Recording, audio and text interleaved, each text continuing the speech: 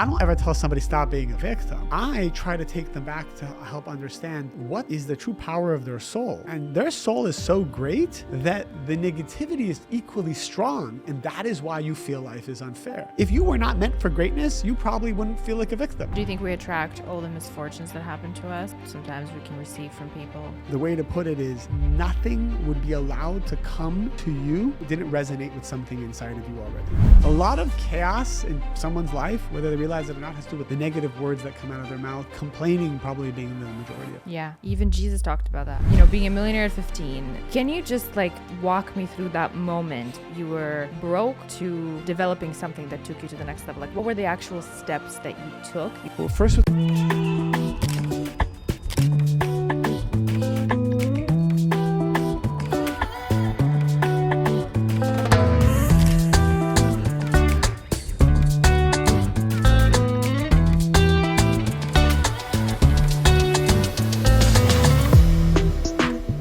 welcome everybody back to this week's CATAMANIA episode and remind you all to please like, comment, share it with a friend. You know what to do. Your support means more than you know. I have with me here today Mr. David Ghiyam, the co-founder of MaryRuth Organics, and an entrepreneur, and somebody who ties in spirituality with business, which is something that I know many of you are interested in, like myself. So I thought, why not sit down with him and ask him a few questions about how he got to where he is today and how he got into doing what he's doing. So David, welcome. Thank you for having me, Cristina. To CATAMANIA. It's my pleasure. I know we chatted a little bit earlier. You gave me sort of a rundown of your life, but how I know that you became a millionaire at the age of 15. I don't even remember what I was doing at the age of 15, but definitely not making millions, let me put it to you that way. How did that happen? So, yeah, it's an interesting trajectory in my life, but it started probably at the age of 14. I was playing poker nonstop, all day, going to school and playing poker. It always fascinated me to find different ways to make money. You're playing poker at school? At school, after school, casinos, professional games, anywhere I could figure it out. And then that led into becoming a trader in the stock market, even though I was too young to do so, figured out a way to do that. That's where started to make the millions. And at that age, that's just not a very positive thing for a teenager to go through. I didn't have the tools. I wasn't equipped to handle that level of energy. My uncle noticed that I had a big desire for something that I wasn't finding. And so my uncle said, I've been doing this spiritual path called Kabbalah for the last 10, 15 years. I feel your soul would love it. So I was open. I went to a seminar, it changed my life. And then from that moment on, just fast forward, by the time I was 19, I decided that's what I want to do full time. I graduated from college and I dove into nonprofit work, just teaching the wisdom of Kabbalah all around the world. Every state in the United States, many different countries all around the world, thousands of seminars, and then personal one-on-one coaching throughout the day. And I did it all for charity. When I was 29 years old, MaryRuth and I, we started the brand MaryRuth Organics. We didn't know really what that was going to become. And in the last 10 years, it's kind of morphed into a global wellness brand. Let's say 50% of my time goes to the business, helping bring healthy, better for you products, about 250 products for every life stage. And so many spiritual concepts have gone into the building of a brand, both MaryRuth and myself. And then the other 50% of my time, I'm still teaching this wisdom all around the world. And the biggest thing that people ask is, what is Kabbalah? Kabbalah is universal spiritual wisdom that explains the purpose of why every soul came to this world and how we can become a vessel for fulfillment in every area of life. In the same way, there are universal laws physically in this world that govern gravity, that govern different thermodynamic laws. And these are concepts that we all have to abide by regardless of if we believe in them or not. There are spiritual laws behind relationships, behind health and healing, behind human consciousness, behind life and death. And so when you understand these laws, you understand how to make decisions. And that's pretty much what Kabbalah is. Mm-hmm. And my audience is every religion, every culture, And Kabbalah binds them together and actually helps them understand the spiritual side of what they already believe in on their path. Very interesting. So no matter what religious path you're sort of walking on right now, it's something that can resonate with anybody. 100%. I think 90% of my following is either Hindu, Muslim, Christian, Catholic, atheist. I have Scientologists. Literally every walk of life. And people are saying that they are understanding their path better because they understand Kabbalah, which is very interesting. That is very interesting because I can't think of anything else that brings together what is considered in many ways like conflicting religions almost, right? Correct. Because organized religion in many ways, can conflict sometimes, or people's ideas behind it can conflict. And that's something that brings it together. The fact that you have followers from so many religions is quite fascinating, actually. Correct. Because Kabbalah talks about, like, since the time of creation, the purpose of the soul, why the soul even came to this world. Before there was even a concept of religion, the soul operates basically under the premise that there are two forces in this world. There's something that we call the creator, or the light of the creator, this universal positive force of energy that provides all the fulfillment we're looking for. Every religion calls it something different, but the idea is that there is a force of goodness, and then the soul, which is the vessel, that is here to receive that energy. And all of what Kabbalah explains is how this vessel prepares itself to receive this light. So every time a person is looking for a soulmate, or they're looking for a stress-free life, or they're looking for friendship, they're looking for prosperity, we're all looking for something. And everyone who's listening right now, you are in pain at least about one thing in your life that you don't have or you're looking for. That's a universal law, that there's always going to be one area of your life that is not going exactly the way you want, primarily because it's there to push you to seek out this energy and to seek out the purpose of your soul. So Kabbalah is kind of explaining, what does the soul need to do to open itself up to earn this energy? This energy can't come in for free, because the soul would feel a sense of shame and a lack of ownership. And anything we don't earn, we don't enjoy. We can't really experience. We see this from children who are born to wealthy families. If everything is provided for them, they actually fall into a Great Depression. You would think that, if anything, they should be so appreciative and enjoy life, but it's quite the opposite. That's one of the reasons why I think personally we're experiencing as many issues as we are in this part of the world, is people just have always had everything at their... It was, people who have moved here, like I know your family had moved here, so you have probably immense appreciation for what this place has to offer. Correct. But I think that most of these problems that we're experiencing is strictly just lack of appreciation for what these countries offer: Canada, Australia, US. Correct. You think, here's a powerful concept that after somebody hears this one concept, it totally shifts the way they even view life. Everyone in life is, in this world, we're all looking for a way to grab more energy, right? We feel pain about something and we're looking for more energy. That's what good marketing is. I mean, I know, like, all day long I'm sitting with my marketing team about what's the right content, what's the right ad, what's the right hook, what's the right pain point to address. Why? Because we're selling energy. People are buying energy. People want to feel better. They want to sleep better. They want to look better. They want to be respected. They want to be famous. They want to be loved. And so the way they're trying to achieve that is, where is this energy? So is it an app? Is it going to this bar? Is it going to this party? Is it buying this makeup? Is it getting this surgery? So everyone's looking for the energy. But what Kabbalah explains is, stop focusing on looking for the energy and just focus on building the vessel to receive the energy. The energy wants to come in. If you desire it, it means it exists causing you to want it. If you want love and you crave it and you don't have it, it means that this person is literally there waiting for you to become ready to receive him or her. And the way we become ready, Kabbalah explains, there's spiritual laws of how to prepare your consciousness, prepare your vessel, prepare your soul, prepare your home, spiritual home, to receive this person. It's very much like you go to a restaurant and you order a $5,000 bottle of wine, and you pull out this styrofoam cup that you just drank some coffee from. You're not going to pour that wine in the styrofoam cup. In fact, no waiter in his right mind would even agree to such a thing, because it would destroy the wine. As great as the wine is, as precious as the wine is, as soon as it goes into a dirty styrofoam cup, that wine is worthless. I think that wine doesn't even taste the same from a mug. Oh. We've all had moments in our lives and it's like, well, we don't have any glasses. Let's just drink it from a mug. No, I don't do it. I would rather just take it from the bottle. Every great chef knows the presentation and the cutlery, that's just as important as the food itself. Yeah. And so if you think about it, like imagine it's analogous to someone like a light bulb. A 60-watt light bulb can hold 60 watts of energy. If I'm a 60-watt vessel, my soul is 60 watts of vibration. But I desire a relationship with a checklist that makes it 1,000 watts of energy. We have a problem here. If the creator actually gave you this person, you would implode because the energy would short circuit your vessel. Focus instead on expanding your ability to hold 1,000 watts of energy instead of trying to force that energy in. And we do that a lot. We try to force other people to be better husbands, better wives, better kids.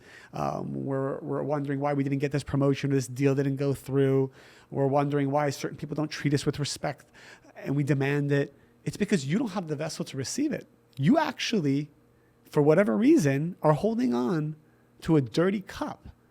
And that's why this energy can't come in. So do you think we attract all the misfortunes that happen to us, or all the bad attitude that sometimes we can receive from people in a way? Do we attract it all? The way to put it is nothing would be allowed to come to you if it didn't resonate with something inside of you already. Think about it. If you're a king, if you believe you're a king and you act like a king or a queen, royalty, like you really believe in this, like you know you're a powerful, you have true self-worth. What do we know about kings and presidents and prime ministers? You can't access them easily. There's so many guards around them. And the more important the person, the more guards there are. You can't just walk up to the president of the United States if you desire. Mm-hmm. So how is it that negative people can have so much access to us? It's because we don't vibrate on the energy of a king or a queen or a president. We ourselves are vibrating on such a low level, either with doubts, anger, fear, insecurity. And so we remove that protective shield and we invite in people who take advantage of us, relationships that are emotionally unavailable or avoidant. And then we just blame the other person and say, well, you're that way. Yeah, but king has protective layers to keep the riffraff out. Mm-hmm. And you're just not acting like a king. Mm-hmm. So that's why people can access you. People can steal your energy, steal your time, hurt you, abuse you, lie to you because you let that energy in. Right. You kind of let it happen in a way. I agree with that because I've noticed even in the last, however many, like few years probably of my life, I've been very, very conscious of who I let into my life. Mm-hmm. And it's amazing because honestly, everywhere I go, any city, I meet just the coolest people. Most interesting people, right? And no matter where you go. No matter where I go. You hear all sorts of stories about LA, right? I mean, you live here. I'm sure you know. Yes. You've heard all sorts of stories about LA. Everyone in LA is fake. I'm like, yeah. People are so fake and don't go there. And it's got the dark energy. And I'm like, really? Because anytime I come here, I meet the coolest, nicest people, the brightest souls who are. The other thing I've also heard about LA is people here are not collaborative. They're competitive. Mm. I've had so many collaborations here. People trying to, introduce me to other people without even me asking. It's just like, hey, you seem like you would vibe with this person and that person. That's how we met. Exactly. I think, but there's millions of people in LA, or any city for that matter, and really all you need is just one or two good people. Mm-hmm. And yes, there's maybe thousands of people that aren't the right energy for you, but you will attract whatever you believe you deserve, whatever energy you resonate at. Whatever your consciousness is, if you're always focusing on having certainty and not doubts, mm-hmm. you'll attract people with certainty. You'll attract people who are manifestors. You attract people who stay away from victim consciousness. Mm-hmm. That's like a big thing. Like I one of the things I pray for every day is not to be around people who speak negatively about others, because every word creates a negative force, a negative angel. So if someone's complaining, that's like 1,000, 2,000, 3,000 negative forces that are coming out of their mouth. And these are like spirits that you don't even see, but they go run amok and chaos in your life. Mm-hmm. A lot of chaos in someone's life, whether they realize it or not, has to do with the negative words that come out of their mouth, complaining probably being the majority of it. Yeah. Even Jesus talked about that. But Jesus was a Kabbalist. It says that Jesus was the master of Kabbalah, understanding all the spiritual laws of life. all those sages that lived thousands of years ago, very spiritual. They weren't religious figures. Christianity started hundreds of years after Jesus passed away. You asked them, if you told him, are you a Christian, he wouldn't even know what that means. If you told Moses, are you Jewish, he wouldn't know what that means. If you told Abraham, are you Jewish, he'd be like, what are you talking about? Religion, all that came later. Whether that's helped humanity or not, it's debatable, but the original souls that came down, these great giants, they were spiritual beings that understood energy. They understood how energy flows. They performed miracles every day of their life, and that's what Kabbalah is here to give us. I want to zone in a little bit more on the victimhood mentality because, somebody could be listening to this and being like, okay, well, it's easy for you to say, David, you're obviously so successful. And of course, it's easy for you not to fall into the victimhood mentality. Yeah. Why do you think it's so much easier for some people to stay stuck in it? Because sometimes when you talk to people and you try to talk them out of it and say, listen, it's not a benefit for you to continue replaying this record. Why do people get stuck in it, and how do they change it? Well, in order to understand the answer to that question, we have to kind of go back in time into what happened to that soul when it first came into this world. So it says that the soul comes to this world, to simplify it, with a set of spiritual baggage that its only purpose is to transform. It brings it from past lives. Do you believe that there's like ancestral DNA in a way tied 100%. into that? So the soul reincarnates until the correction of the soul occurs. And what happens is when a soul doesn't finish its correction in one lifetime, let's say, to oversimplify it, a soul comes to this world with the fear of abandonment as baggage it needs to clean up, and anger, let's just say. Fear of abandonment and anger.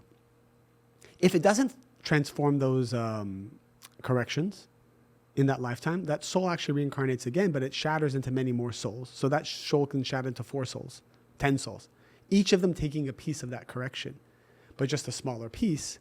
And these souls keep reincarnating. And that's also a big secret about what soulmates are. Soulmates are often just fragments of your soul that's shattered many times before, which we can talk about later. So let's say the soul comes to this world with a fear of abandonment and anger. The soul knows that its purpose is to transform this. So what it will do is it will choose parents as a staging ground. The best parents for it to see its fear of abandonment and its anger. So you might choose parents that are going to be divorced in the future. You might choose emotionally unavailable parents. You might choose avoidant parents. In order for it to awaken that darkness that has been embedded deep in the soul so that you can see it and then transform it. It's actually a good thing to be born to a family that is very negative. In many ways, it's good. Now, if you were born to a family that's very loving, that's what your soul needed in order to fulfill its correction. And then after that, the soul even chooses the people you date in high school and college, and that person who betrayed you or that person who loved you. All of that has already been predetermined by the soul as individuals that are required in order for me to see what's inside of me and then transform it.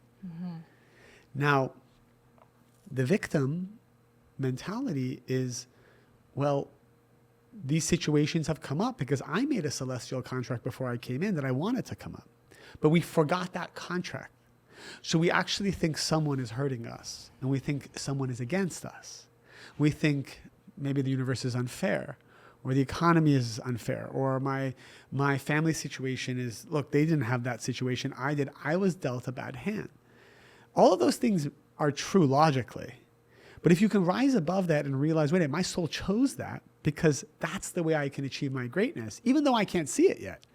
The moment you realize that, even if you fake it, the energy starts coming in. You start to connect to the world of miracles.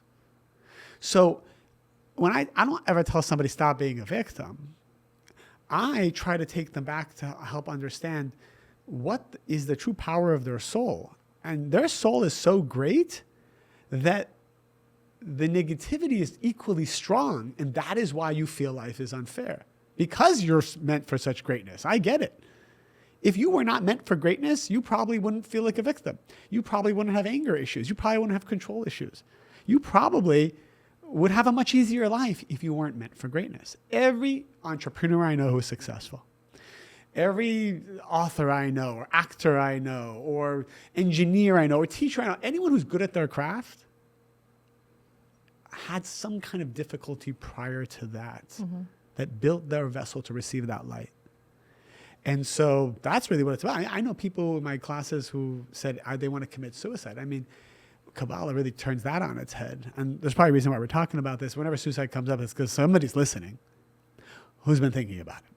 So this is for you if you're hearing it. The desire to leave this world is because there's such a great light that you're meant to reveal, but you can't see it yet. In fact, you just see the opposite. You see death, darkness, and hopelessness. But there's such a light that's waiting that if you just hold on a little bit longer, if you just do a couple things that are totally against your nature to give, even the smallest thing you can do, it will open a pathway to this great light that you're meant to reveal, but you're not allowed to see it yet because it would remove your free will. If I could show this person who's about to take their life, if I could show them what's going to happen in 3 months, a year, they would immediately decide not to take their life. But you're not allowed to see it because you have to choose to live. We can't keep inspiring you and taking away your free will. But I do share this just enough so they can see a glimmer of what is destined for them. And I would say anybody right now is going through a difficult time. The darker it is, the more confusing it is, your soul is being prepared for something great to be revealed. That could be a child. It could be a big business. It could be wisdom. It could be some gift that you don't even know about yet that's inside of you. It's going to be revealed. I can tell you, we bootstrapped this company when not only we didn't have money, but we were in massive debt. Because MaryRuth, her father and 17-year-old brother passed away suddenly. And then the economy crashed. And then it left her and her mom in a lot of personal debt.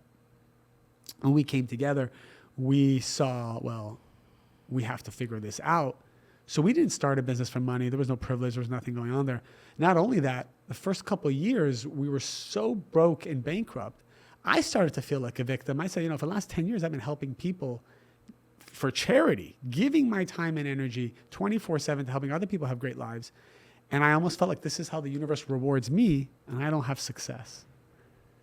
And I stayed in that victim consciousness, despite knowing all this wisdom, because, your soul's correction is difficult no matter how much you know. And I realized I was overwhelmed with sadness, feeling like I wasn't given what I gave. And I realized that was the test. There was a moment where I was walking down New York City. I said, that's the test. For me to be unconditionally happy, as if I already had the wealth, as if I already had succeeded. I needed to shift my mindset. My mindset then was, when I get the money or the safety or the security, I'll start being happy. I decided at that moment I needed to feel as if I had it all. Everything, the way I ate food, the way I showered, the way I got dressed, the way I showed up places, I needed to feel as if I already had it.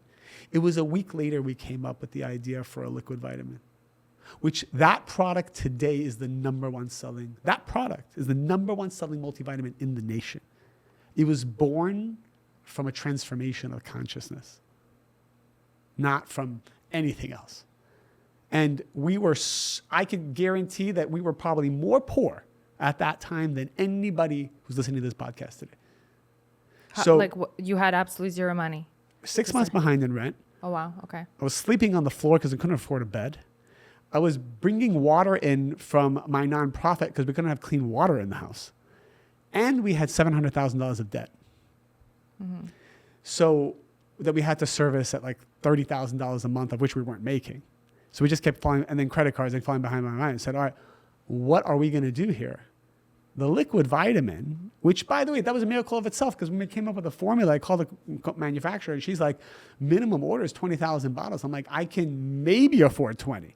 She starts laughing, wants to hang up the phone. I said to her, listen, I don't know why, but I will be your biggest customer one day. Just send me 20 bottles. She sent me 20 bottles. She said, I don't know why I'm going to say yes, but I will. By the way, 3 years later, we outgrew her. She couldn't even keep up with our demand. But she sent me 20 bottles. I put it on Amazon. This is 2014. Amazon, nobody thought Amazon was cool back then. I threw it back up there. Could you imagine there was a time? There was a time where it's like they were selling books. We put 20 bottles up there. I think we sold it in a couple of days. And I said, all right, this is the future. Amazon's the future. And everyone's like, Amazon's so stupid. What are you doing? And I said, no, this is the future. And today we're Amazon's largest vitamin company because we gave it the love that it needed. And that's how it started. That's amazing. There was a couple of points that I wanted to reflect on. So number one, the way you tied the victimhood mentality and how to get somebody out of it is amazing. Like just the shift in perspective and to understand that it's almost like understanding that whatever you are experiencing, whatever family you were born into, place you were born into, is actually for you, like not against you. Like you chose it. We chose it. Yeah. I believe in that too. I really do. Like to learn a specific lesson of some sort or something, right? So I like that. Although it's a very non-Eastern European approach, you know, It is. when you said like you don't just go up to someone and say like stop being a victim. That is exactly what you do in my culture. Like my mom, if she would like spot that I'm being like a little too whiny or anything like that when I was younger, she would always be like, Cristina, just stop it, right? Stop it. Smile and keep moving, you know? That's how you deal with it. But yeah, I really love that approach. And the other thing is also, it seems to me, anyone I've ever met who has achieved some great deal of success in any area always has this pattern of experiencing some really great turmoil and adversity right before something big and great happens. Yes, that is the case. It's kind of like before the water crashes on the shore, there's like, it pulls back. And so before this like water meeting the shore, before this revelation happens, you're going to feel this pullback of energy. You're going to feel like you went backwards. You're going to feel like everything went backwards. Your relationship life is backwards. Your financial situation is going backwards. Your happiness, your peace of mind, you're sleeping worse, your body's not working the way. This is all a good sign. When you wake up in the morning in a bad mood, that's a good sign. When you wake up with doubts and fears and anxiety, that's a good sign. When people start judging you, saying bad things about you, in many ways, that's a good sign. It's because the universe is conspiring to build your vessel for greatness. Now, you can fight it, complain about it, add more negativity, you're just slowing down the process. Then you have to cleanse that negativity too. Or you could say what I teach in my masterclass, my Kabbalah 1, on Kabbalah1.com, is the first session I teach is when a challenge occurs and you feel lack, you pause and you say, what a pleasure. You pause being reactive. You pause looking for instant gratification. You pause trying to soothe the pain. Instead, hold space for that pain and say, what a pleasure. Meaning, don't just hold space and suppress your feelings. Hold space and love it. Appreciate it, even if you have to fake it in the beginning. Because what you're doing is you're shifting your consciousness and you're shifting your vibration to that of the creator. And now you have similarity of form with the creator, and then the energy comes in. And that's how the miracle occurs. Literally, whatever bad news you hear, somebody wants to break up with you. Your boyfriend, your girlfriend, you just found out wants to leave. It's painful. There's going to be a grieving period, but can you feel it? Pause, feel it, and say, hey, this is painful. Even though I don't know what I'm going to do or why it's happening, I'm going to accept it for the moment. I'm going to say, what a pleasure. That this was sent to me from my own soul. I don't know what's going to happen in the future. I don't know why, but I accept it knowing with certainty that it's good. Hold space for that. I promise. Anybody who does that, you will find your next relationship faster. You will see miracles quicker. You are accessing a higher soul and dimension. There's things happening you cannot even see in the spiritual realm. Okay, so if someone's going through a really hard time right now. Yeah, what does your audience go through? And what have you noticed is like the main challenges that your audience relationships, for sure. Relationships is a huge point. Yeah. Then confusion in terms of life purpose, job, you know. What's my purpose? Yeah. Prosperity. What's my purpose? What do I do? How do I make more money? Prosperity. Basically all the usual stuff that people worry about and struggle with, right? We've all had that. And let's say somebody's listening to this and they're going through a really big heartbreak and they're like, okay, well, this sounds really great on paper, but I really cannot feel gratitude towards that. What would you recommend they do? Well, first thing I recommend them to do is to listen to my content. It's all free. Just listen to it because it gives you step-by-step what to do. I won't do it justice on the podcast. What the content pretty much lays out is, hey, look, you're in pain right now. You were meant to feel this pain since the beginning of time. This pain is going to last a certain amount of time. Let's say 6 months. That's the time limit that the creator has put on this pain. You can actually make it 1 month or 1 week if you shift your consciousness right now. It's totally up to you. There's always two destinies. There's the destiny of experiencing pain in life as it's been laid out for you. It's like as it was written. Or you can speed up the process by doing what Kabbalah says is acting like the creator. The reason why appreciating pain speeds up the pain is because you're acting like the creator. The creator is a force of appreciation, of love, of giving, of certainty, of courage. So every time you emulate any of those energies and frequencies, even if you're faking it, it's still okay. Even if you totally don't mean it, but you're trying to do it, you start to shorten the painful process. 6 months becomes 5 months, becomes 4 months. And that's all you got to do. Wake up every morning and say thank you, even though you don't want to say it. You need to give to other people outside your comfort zone, even though you're not in the mood to do it. You need to say, I love this, even though you hate it. What's it going to cost you? People are like, well, I don't believe it. I don't feel it, so I'm not going to say it. Nonsense. Put the energy out there. Break your body consciousness. Your body hates it, but your soul loves it. It's just that we're so consumed with the body consciousness, we're not feeling what the soul really needs. So by acting like the vibration of the soul, which is the vibration of the creator, you'll start to feel more of what the soul is, and then it will become easier. It's like going to the gym. I'm not in the mood to go to the gym. You know what? I tell people, just walk towards the gym And then and then walk back.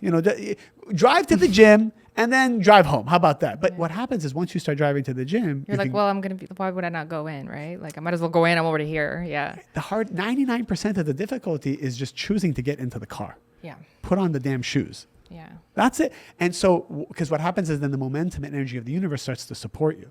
People always ask the question, well, once I act like the creator, as Kabbalah says, what's going to happen then? Don't ask this question. Act like the creator, and then you'll have the answer. It will show you what the next thing to do is next. And in business, business is the same thing. I gave a master class about prosperity, about how. Yeah, let's zone into that, because I mentioned that in the beginning, that Yeah. what I love about your content is how much you tie spirituality into business. Yeah. So I gave a course on how we use the wisdom of Kabbalah and spirituality to build a business, build a brand.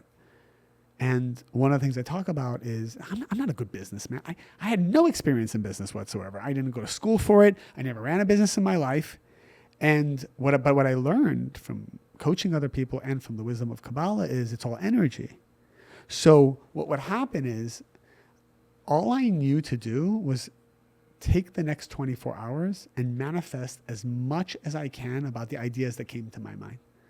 So I don't know, give me an example of maybe a dream you have to build whatever it is that you want to build to help humanity. I mean, you're already helping so many people. You're affecting so many people. But let's workshop you, for example, if we may. Or give me an example of someone you know and they're in a situation that there's a goal that they want to achieve. And I'll tell you right now, like live, what are the spiritual tools or lessons that Kabbalah would say to manifest that? Okay.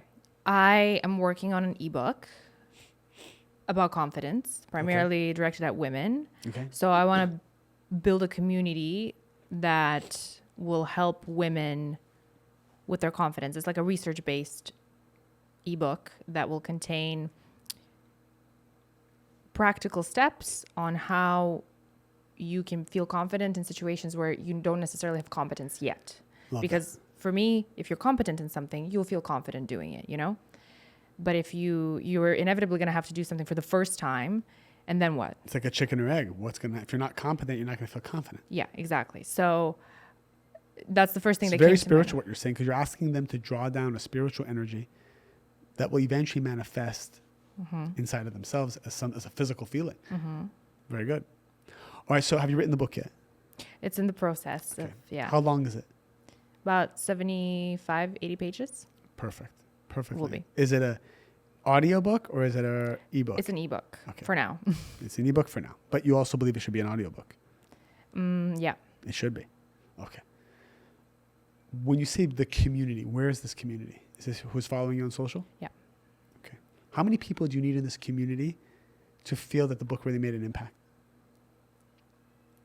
100 million. No, I would say,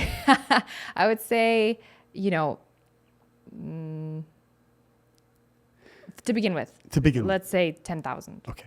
So what the word 100 million number came to your mind also, not as a joke, but the creator basically said, Cristina, if you wanted to reach 100 million. The first number that came was 1 million. Then I was like, let's exaggerate it. But the first number that, don't ask questions. Just they say don't ask questions. It was 1 okay. million. So the creator basically said, hey, look, there are 1 million souls out there. That because it came to your mind. And that's what I want everyone to know. If it comes to your mind and you feel it, it's because that reality exists calling you. It may be far away. There may be a lot you need to do to get there, but it means it's part of your destiny. A billion didn't come to your mind, but a million did. So, and by the way, it could be that later on the 100 million becomes more real as well. But for now, the creator is saying, hey, there's 1 million souls that are waiting for your book on confidence. But you also saw 10,000 as kind of the micro number. That's good. So you have a macro number and a micro number. Let's hit the micro number first, because the micro, hitting the 10,000, will reveal to you energetically how to hit the million. A lot of times people go straight for the million, and there's so many challenges that come along the way because they're trying to reveal so much energy that they're trying to run before they walk. So what I tell people to do is that 10,000 number, actually, Cristina, you could hit that in the next 48 hours. And Kabbalah basically says to reduce time, space, and motion, because time is an illusion also. And people truly underestimate what they can do in 48 hours, and they overestimate what they can do in a year. So I would say to you, Cristina, as soon as this podcast is over, you go home today and you actually cancel everything you're going to do for the next 48 hours, and you sit and you go so deep and uncomfortably write as much of that ebook as you can in the next 48 hours. That discomfort that you go through to push yourself to write for 7, 8, 9, 10 hours, when the body probably only can do max 1, will reveal so much energy and secrets of how to reveal the 10,000.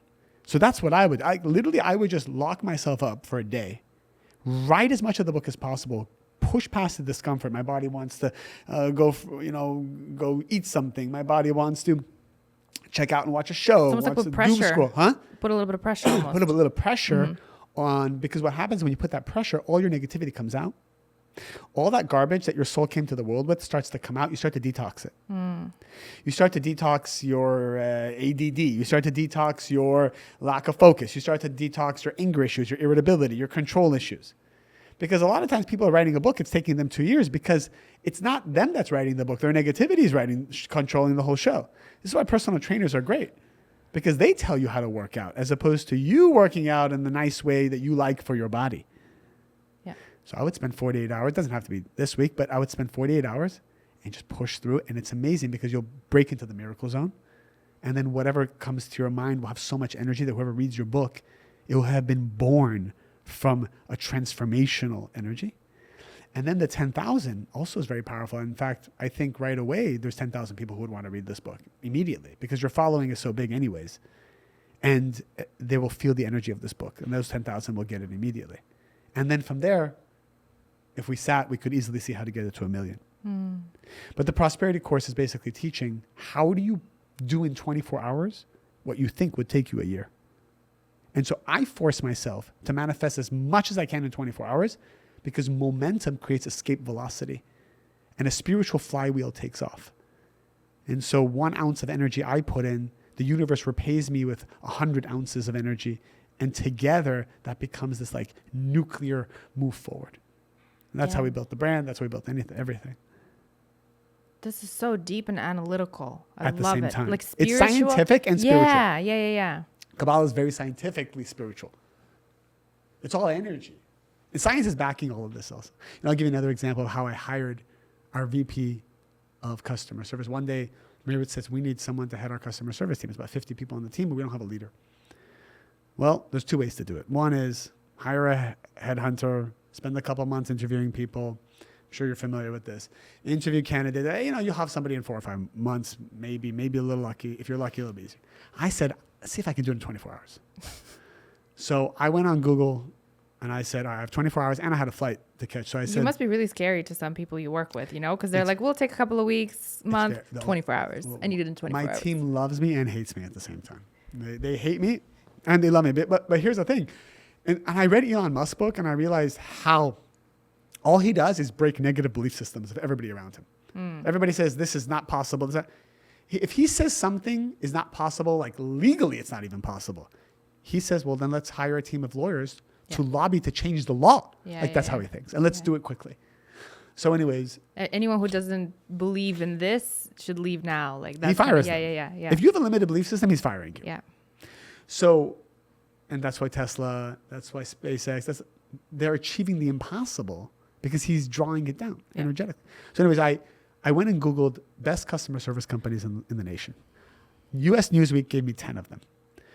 I looked at these 10, they're companies we all know, and I went to LinkedIn and I emailed the vice president, the senior director, the senior manager of customer service of each of these companies. I probably sent out 50 unique LinkedIn messages saying, hey, I'm David, I'm co-founder of MaryRuth.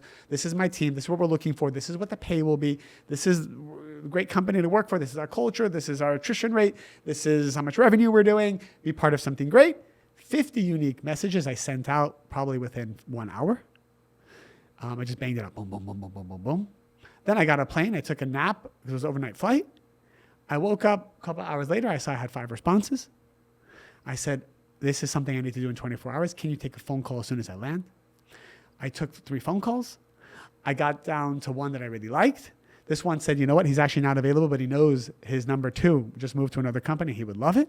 That number 2 then got an appointment the next day with our HR manager. We put an offer out, and I think the whole thing was done in 72 hours. But my part, to push the energy forward, I knew I had to do all of those things and overwhelm the system within those first 24 hours. And that's what I would say to anybody. If you let time and space into anything you're trying to do, it becomes like molasses. And then the chaos comes in, and what should take 24 hours will probably take a year. And then people wonder where the prosperity is. Do you act as soon as you feel a nudge to do something always? Do you ever take time to think? If I take time to think, that is also a decision to move the energy forward. The secret is, are you moving the energy forward? Sometimes moving the energy forward means I choose to do nothing, but it's a choice I make. The problem is when someone knows they need to do something, but then does the opposite. That means that it's choosing you. So if I'm going to say, I'm going to choose for 24 hours to do nothing and just pray on it, that's powerful too, but I'm choosing it. But if I said, hey, if I said to myself, you know what, I should go write the first 2 chapters of this ebook in the next hour. But then I don't, and I just go have a sandwich. I feel called out. Huh? I feel called out. Well, no, I mean, look, the truth is, I know you. I know probably right after this, you're going to, ignore your husband for the next 2 hours and start writing something. But the point is that if you feel called to do it and you don't do it, then you're ignoring the frequency of the universe, then you're losing momentum, and then you're going to stop receiving the prophecy. Yeah. There's a whole idea I read in a book about like your reasoning mind and then your subconscious mind, and how your reasoning mind very often almost gets in the way of you doing stuff in your subconscious mind. Right. Because it starts to think of reasons for you not to do something. It starts to project all the limiting beliefs that you have, all the negativity that you were mentioning, right? And that it is very important that if you feel a nudge to do something, you should just act on it right away, like hiring somebody within 24 hours instead of a week or 2. Correct. Or a month or 2. Or a month or 2. The reasoning logical mind represents the level you're currently at. The subconscious mind is tapped into your next level, which is always uncomfortable and unknown. That's why the reason why it's unknown is because you're not at that level. So anything that's unknown and scary is indicative of your next level. That step out of the comfort zone. Yeah, it's not going to be comfortable because it's your next level. If it was comfortable, it means it's this level. So the reason why logic is a problem, it's not that it's a problem, it's that it's at this level. And as long as you're okay with staying at this level, you're not looking to make more, do more, achieve more, be more, feel more, then logic is fine. But if you strive for more and you want to have more love, more prosperity, more wisdom, more certainty, that only exists in the realm above logic. And this is why the universe will send you so many illogical situations. Do you find that most of the time the things that you need to do go against what makes sense? Completely. If it makes sense, it's part of the old level. If you're confused and you have no clue what's going to happen tomorrow, that's the greatest sign. It means you're going to your next level. And if you can see exactly what's going to happen tomorrow, it means you're just swimming in the pool that you've been swimming in the whole time. Yeah. Do what scares you the most, is what I usually say. Lean into that, yes. Yeah. If every day maybe don't jump off a parachute like every day. Yeah. When you are called to do something proactive and it is scary, lean into that. And if you can break one fear a day, you'll have prepared yourself for great miracles. Just one fear a day. What examples would you give for one fear a day? Like, not every day you can be reaching out to, I don't know, potential investors or whatever it could be, but something practical that someone can do. Say sorry to somebody that you have space with. Ooh. Yeah. Stuff like that. Yeah. Call someone Call your dad. Yeah. That you haven't in a while. Or call someone that you know needs you but is maybe annoying. Look at me a little. Or, cut out the type of food that's been hurting you most for 30 days. Scary, right? Like make a decision to do it and do it. Yeah. Be charitable. Yeah. Some people are cheap. If your correction is cheap, give all day today. If you're cheap, I don't know why I never talk about being cheap on the podcast, but again, somebody probably needs to hear it. If you're cheap or somebody says you're cheap or thinks you're cheap, commit to paying for everyone's stuff for the next 40 days. Every meal, just pay for it. Like, don't think. Be lavish. Overgive to break it, and then you'll attract more wealth. Yeah. Somebody who's cheap, who starts to pay for everyone, will become 10 times wealthier. Yeah. My husband's not cheap, but I always say this phrase to him. Like, if I really want something and he's like, let's just maybe reconsider this for the time being. He could just be prudent. That's different. But yeah. But I always say this phrase, thou blesseth the husband who blesseth the wife. There is spiritual truth in that. It says that. Oh, please I'll share elaborate that. on that. The Kabbalists used to say that whatever their wife asked for, they would provide, because anything you do, buy, give, compliment to adorn the wife, which is the vessel, it expands your vessel to receive wealth. So for every dollar you would spend on her, $2 would come to you. Obviously, that doesn't mean you're a doormat. Of course. But if your consciousness is, the more I can do to give to the vessel, it's your vessel. If you criticize the vessel, if you put down the vessel, if you are cheap to the vessel, then the vessel shrinks, which means that your vessel to receive income shrinks. And so you can often see the ones who are wealthy with blessing. Now, there's people wealthy without blessing, but wealthy with blessings, they have a good relationship with their partner. It could be partner, it could be spouse, it could be girlfriend, it could be business partner even. But it's like how to treat your partner, because the partner is the vessel. Mm-hmm. So yes. Ladies, send this to your husbands, boyfriends. This is a clip that we're going to need to soundbite it. Just the clip itself will be posted. So you went from, being a millionaire at 15 and then to being broke to not having a comfortable bed to sleep on. Can you just walk me through that moment that, you were broke to developing something that took you to the next level? What were the actual steps that you took? You called somebody, obviously, but what was the change that happened, practically speaking? Well, first was a shift in my mindset that no matter what, I'm going to be as happy as if I was a millionaire again.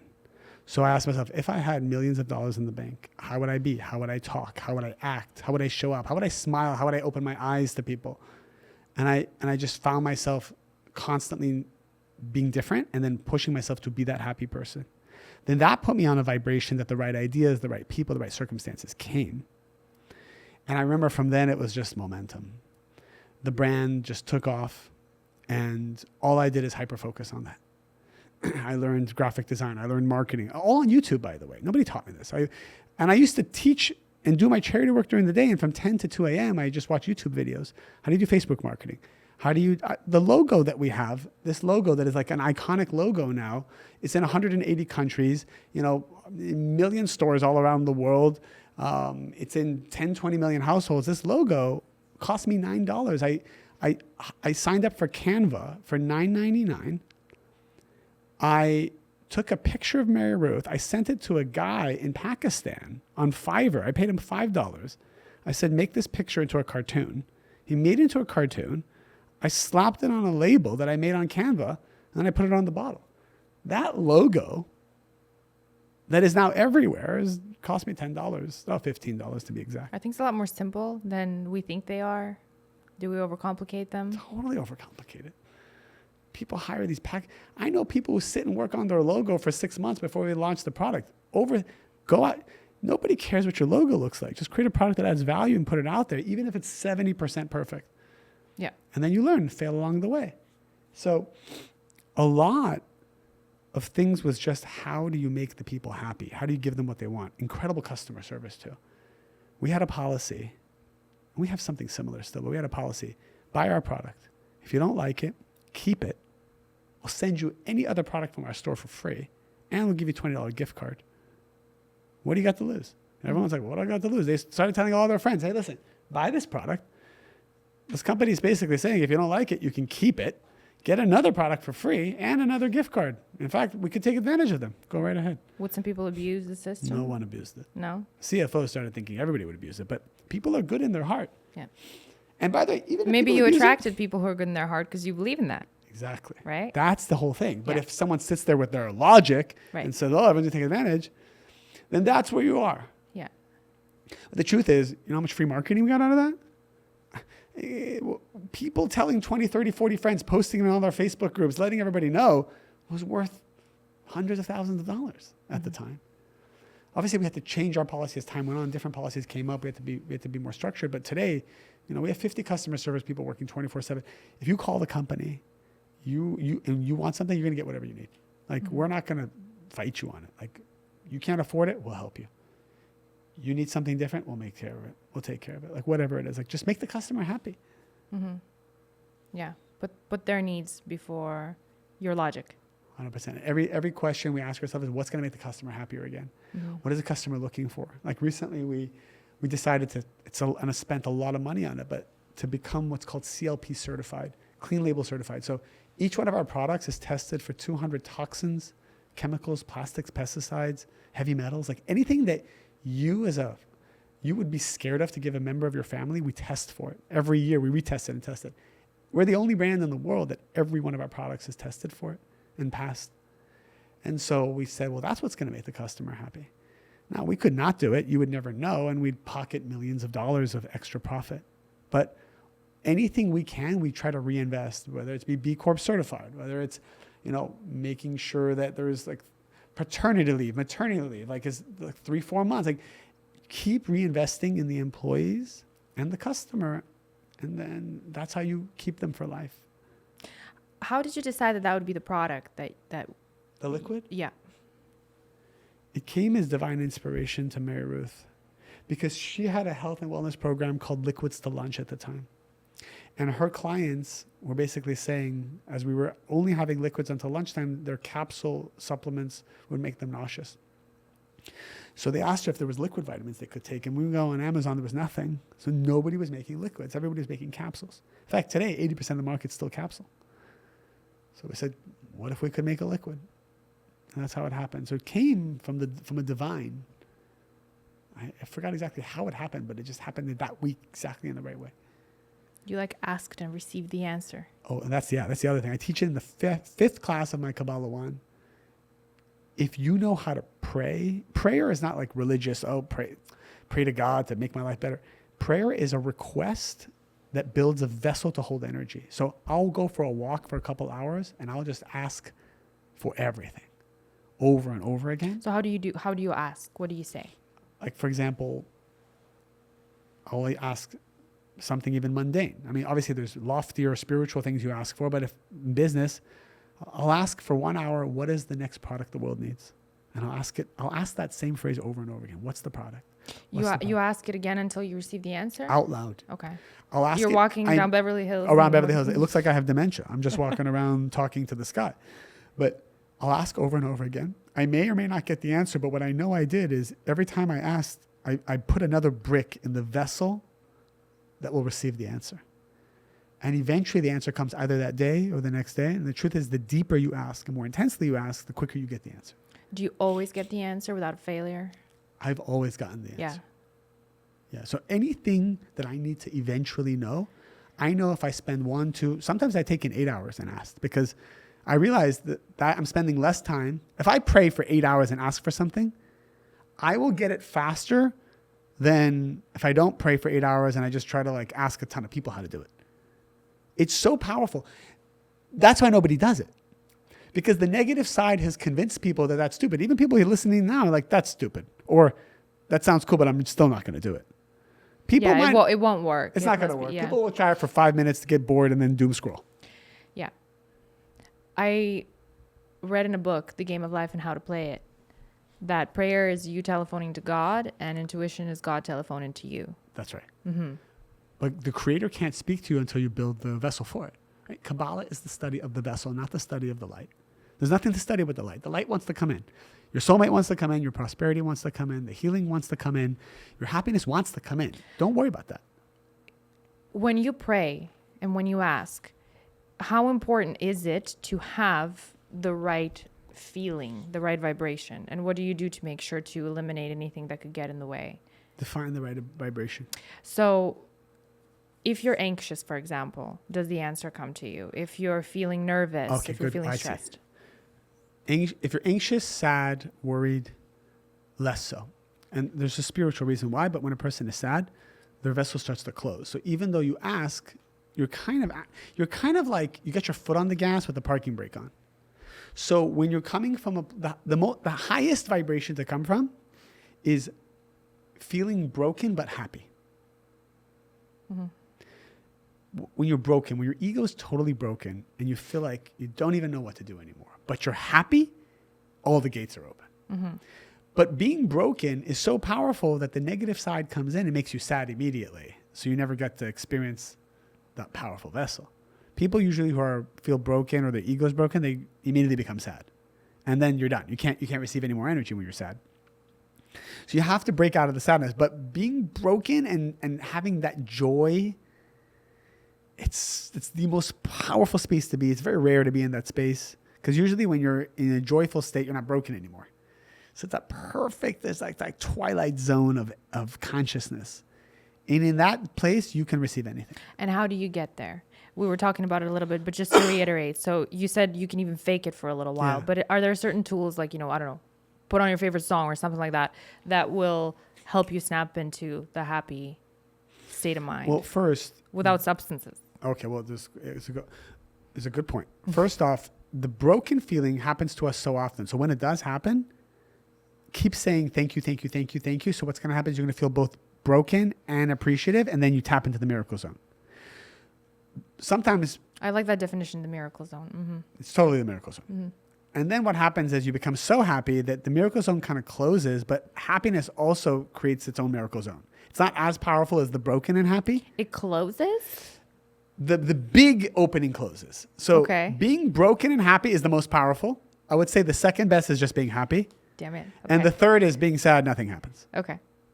Being sad just attracts more chaos that breaks you to bring you back into the miracle zone. Remember, everything is trying to get you to the miracle zone. So if you're sad or lazy, you'll get to the miracle zone because chaos will push you there. You'll get so beaten up that you'll be forced into the miracle zone. But you can choose to get there quickly, knowing how the process works. Again, Kabbalah is just teaching you how the process works. Now you actually have free will to go live it. But most people don't even know what the hell's going on. They're just like, oh, I feel these feelings and I just don't want to feel them anymore. And take some drugs, have some sex, eat some food, hide, numb. Something is happening that I just don't want to feel it anymore. So actually they're missing the whole miracle zone altogether. So you almost suppress it even further.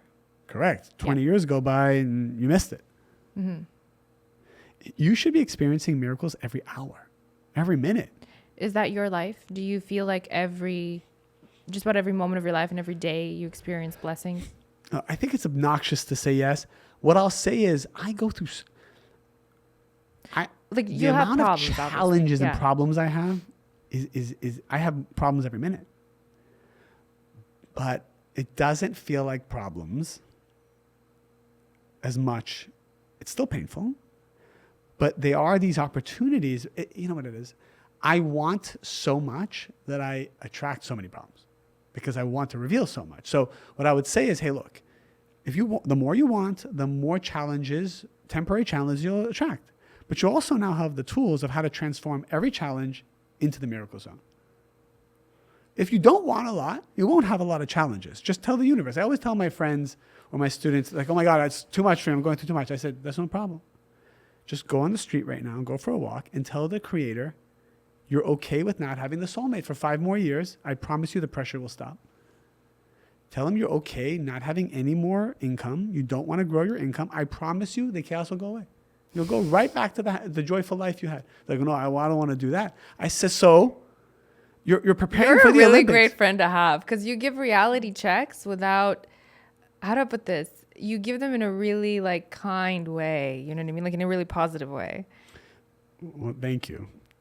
Yeah, My reality checks are totally different. It's the Eastern European thing, right? You know, Persian, it's a little more, we come from a softer. Yeah, you're like, okay. You know how Persians are. Yeah. It's like, it's kind of nice. You don't realize that they're criticizing you, but they're coming so nice. So I would say, look, you want to be in the Olympics, you're going to be trained to be in the Olympics. Mm-hmm. If you want to be in the junior league, you know, we can have some beer and some pizza and, you know, work out once a week. You want to be in the Olympics? You're going to be on a strict diet. You're going to sleep well. You're going to avoid partying, and you're going to work out 8 hours a day. And do you want a bronze medal, a silver medal, or gold? Because each one has a different discipline.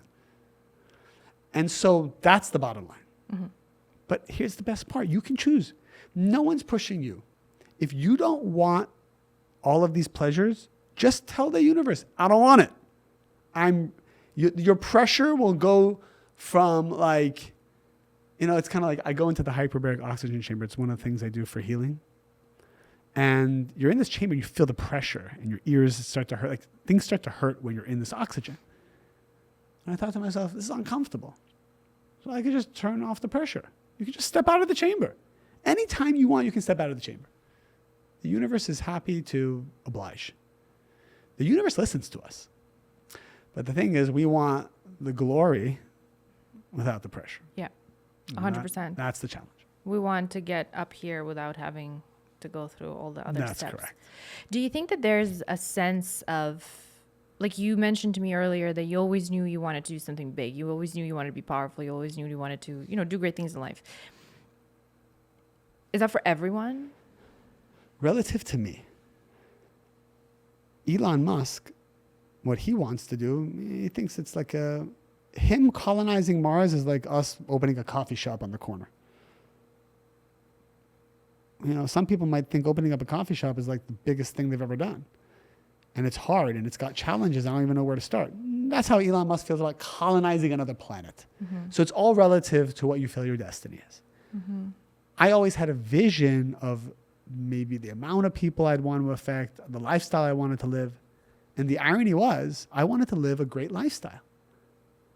And the irony was, for 10, 15 years, I lived the opposite lifestyle to prepare.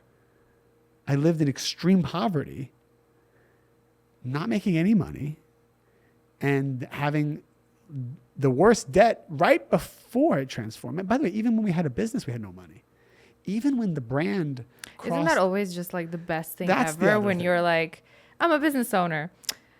But, you know, especially in the beginning stages when that happens. I mean, I could share it because it's public, but I know I've never shared it otherwise. But even when the brand crossed 9 figures of revenue, I remember I only had like $10,000 in the bank account. It's not, you can't equate growing a business with, you know, some people know it's a whole different energy. Yep.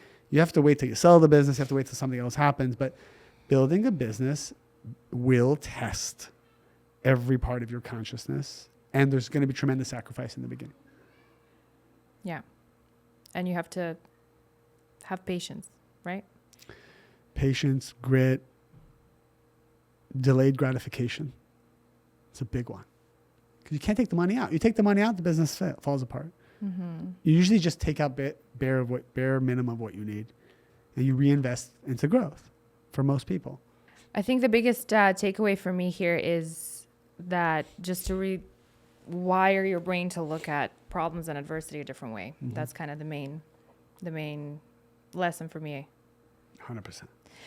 David, thank you so much for joining me today. I really appreciate your time. Thank you for having me. Would you mind sharing how people can find you, how they can learn from you, anything you want to share in terms of your programs and whatnot? Sure. There's 2 simple ways. Go on my Instagram. My handle is David Ghiyam, G-H-I-Y-A-M as in Mary.